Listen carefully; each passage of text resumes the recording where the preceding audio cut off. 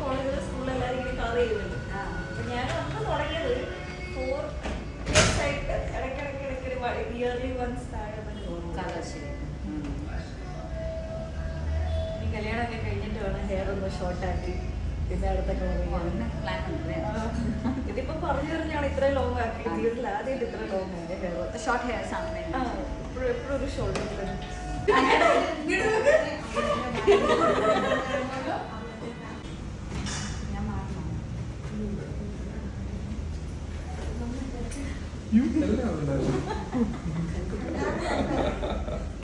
Okay just ഒന്ന് ബൈക്കിലേക്ക് walk ചെയ്തിട്ട് ബൈക്കിലേക്ക് walk ചെയ്ത് ഒന്ന് ടേൺ ചെയ്ത് ആക്കി എന്നോട് നോക്കി ഫ്രണ്ടിലോട്ട് ആക്കി നൈസ്.